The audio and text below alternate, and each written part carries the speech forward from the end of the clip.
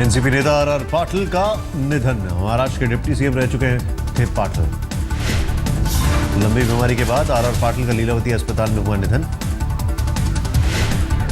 पाटिल को कैंसर की बीमारी से थे पीड़ित, अस्पताल में ही हुआ निधन। महाराष्ट्र के गृह मंत्री भी रह चुके थे आर पाटिल। सांगली के तासगांव से 5 बार विधानसभा चुनाव जीते। नवंबर से लीलावती अस्पताल में भर्ती थे आर पाटिल।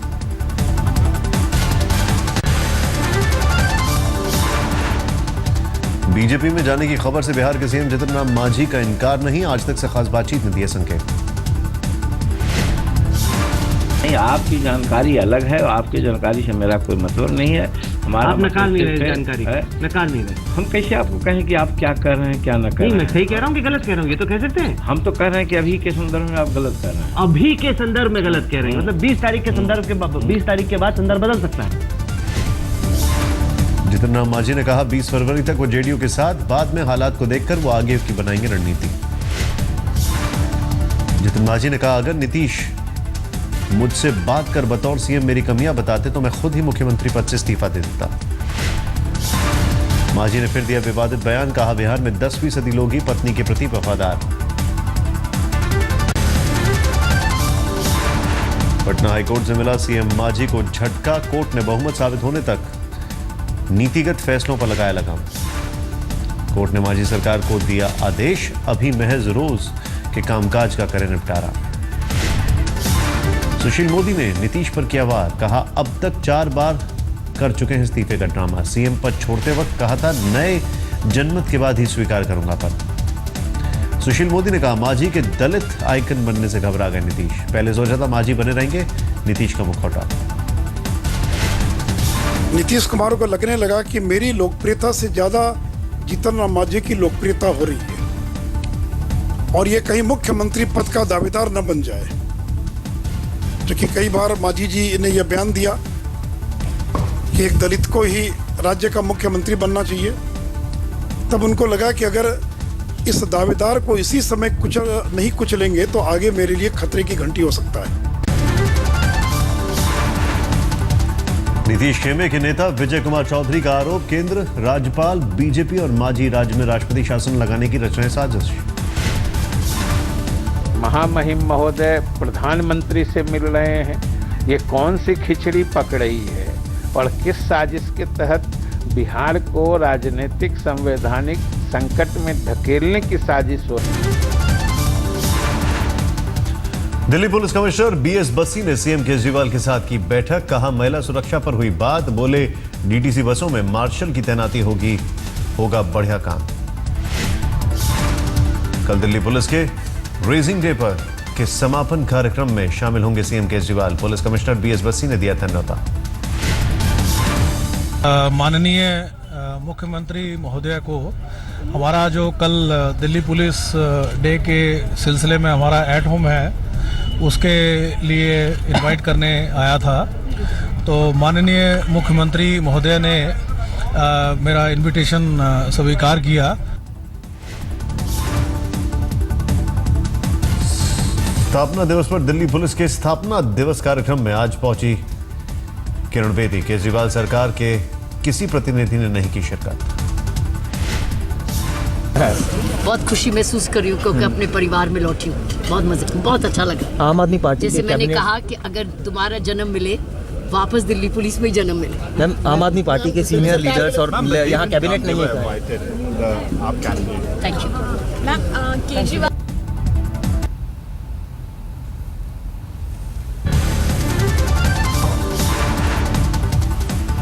भारत श्रीलंका के बीच हुई असैन्य परमाणु करार संधि। भारत दौरे पर आए श्रीलंका के राष्ट्रपति मैत्रीपाला सिरिसेना ने संधि पर किए दस्तखत। पीएम मोदी और सिरिसेना ने की साझा प्रेस कॉन्फ्रेंस। आपसी सहयोग बढ़ाने पर दिया जोर। Once again, welcome President Sirisena to India. We are at a moment of an unprecedented opportunity to take our bilateral relations to new level. Hyderabad house में हुई मोदी और श्रीलंका के राष्ट्रपति की वार्ता। पहले विदेश मंत्री सुषमा स्वराज कर चुकी थी मुलाकात। श्रीलंका के राष्ट्रपति सिरिसेना भारत दौरे के बाद जा सकते हैं चीन। श्रीलंका के विदेश मंत्री 27 या 28 फरवरी को जा सकते हैं बीजिंग।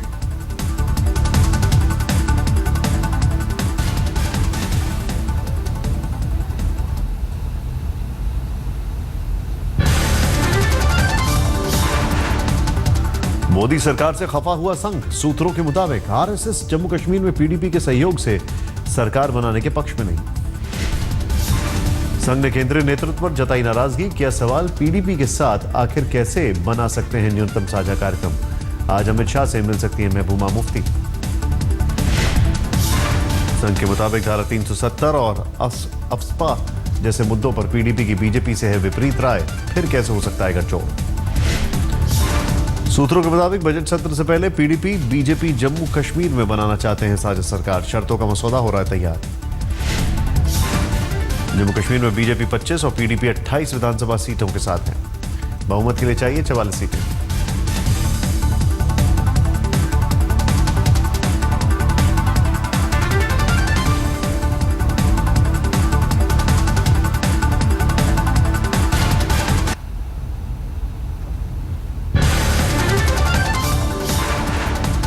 कांग्रेस महासचिव दिग्विजय सिंह ने शरद पवार को लेकर पीएम मोदी पर साधा निशाना। कहा पहले एनसीपी को बताया था नेचुरल करप्ट पार्टी, अब क्यों ले रहे हैं यूटर्न। बारामती के अपने भाषण में कहा था एनसीपी का मतलब है नेचुरली करप्ट पार्टी, और मैं समझता हूं कि साल भर भी नहीं हुआ है, अब वो वहां जाकर एनसीपी की और शरद पवार की प्रशंसा करके आए। दिग्विजय सिंह ने आज भोपाल में व्यापम घोटाले में एसआईटी के सामने प्रेजेंटेशन दिया। जल्द बड़े खुलासे की कही बात। दोहरी सफलता से टीएमसी को मिला जश्न का मौका। उपचुनाव में बनगांव लोकसभा सीट पर करीब 2 लाख से दर्ज की जीत। टीएमसी ने उपचुनाव में कृष्णगंज विधानसभा सीट पर भी जीत दर्ज की। आसनसोल में कार्यकर्ताओं ने फोड़े पटाखे।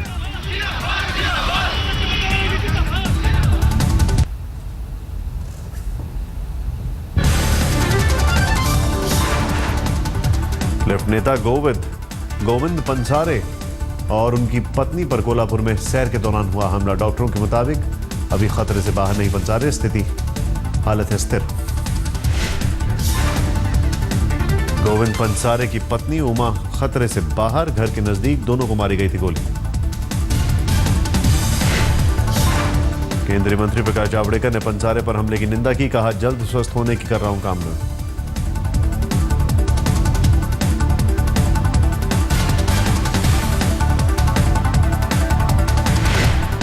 अन्ना हजारे ने कहा गोविंद पंसारे पर हमले से हूं हैरान, जल्द ही हो हमलावर की गिरफ्तारी।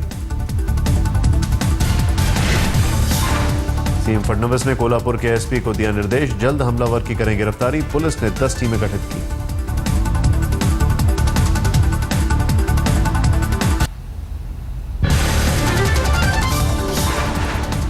स्कूल में बच्चों को खिलाने से पहले शिक्षक को चखना होगा मिड डे मील। शिक्षक के साथ ही मिड डे मील कमेटी को भी करेगी भोजन की जांच। हिट एंड रन केस में सलमान खान की और बड़ी मुसीबत। सरकारी वकील ने किया दावा 2002 में सलमान के पास नहीं था ड्राइविंग लाइसेंस। आरटीओ ऑफिस से मिले सबूत के मुताबिक सलमान को 2004 में मिला ड्राइविंग लाइसेंस। बीएससी के सायन अस्पताल में मुफ्त मिलेगी विटामिन डी की खुराक। अस्पताल के अधिकारी सुलेमान मर्चेंट ने की दी जानकारी। बिहार के मुंगेर जिले के तारापुर में गोलीकांड के शहीदों को याद मिटाने की तैयारी में सरकार। ऐतिहासिक थाना भवन को हटाकर नई बिल्डिंग बनाने की तैयारी। स्थानीय समाज सेवियों ने किया विरोध। 15 फरवरी 1932 को अंग्रेजी हुकूमत के विरोध में तारापुर थाने पर तिरंगा लहराने की कोशिश में शहीद हुए थे 50 से ज्यादा क्रांतिकारी। स्थानीय लोगों के विरोध के बाद प्रशासन ने कहा ऐतिहासिक भवन तोड़ने की कोई योजना नहीं।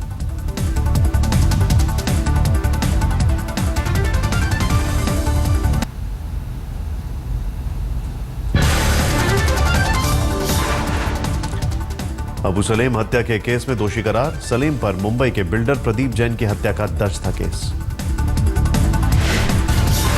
यूपी के हमीरपुर जिले में 14 साल की नाबालिग लड़की से गैंग रेप, 3 आरोपियों ने अगवा कर चलती कार में किया बलात्कार। घटना के बाद लड़की को फेंककर फरार हुए आरोपी, पुलिस के हाथ अब तक कोई सुराग नहीं। सहारनपुर में बदमाशों ने जौहरी की दुकान से 10 करोड़ के जेवरात और नकदी लूटी, पुलिस की वर्दी में आए थे बदमाश। वारदात के बाद सहारनपुर के एसपी ने इंस्पेक्टर समेत 4 पुलिसकर्मियों को निलंबित किया।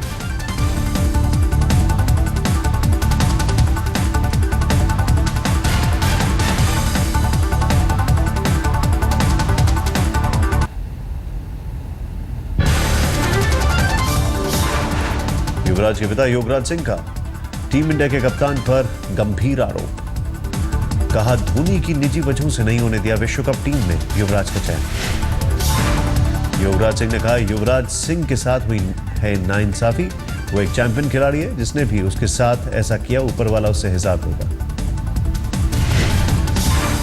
तेरी इस कप्तानी में हिंदुस्तान वर्ल्ड कप जीत के आए, मुझे इससे बड़ी खुशी नहीं होगी, लेकिन इससे बड़ा दुख भी नहीं होगा कि तुम्हारे जैसा महान कैप्टन, महान खिलाड़ी इतना नीच और इतना गिरा हुआ हो सकता है।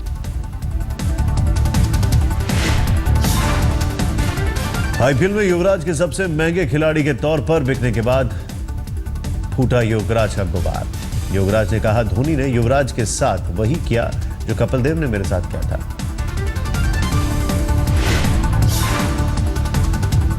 युवराज ने किया ट्वीट, सभी के पिता की तरह मेरे पिता भी हैं जज्बाती, मुझे माही के नेतृत्व में खेलने में आनंद आया और आगे भी ऐसा होगा।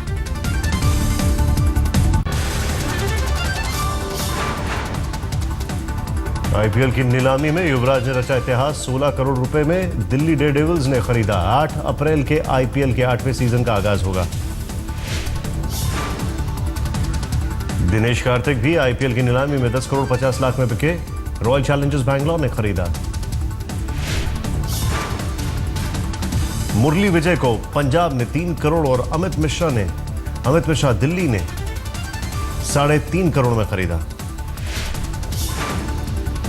विदेशी खिलाड़ियों में एंजेलो मैथ्यूज को दिल्ली ने 7.5 करोड़ में खरीदा, जबकि पीटरसन को हैदराबाद ने 2 करोड़ में खरीदा। एबॉट को 1 करोड़ में आरसीबी ने खरीदा। बाउंसर से फिल ह्यूज की मौत के बाद चर्चा में आए थे।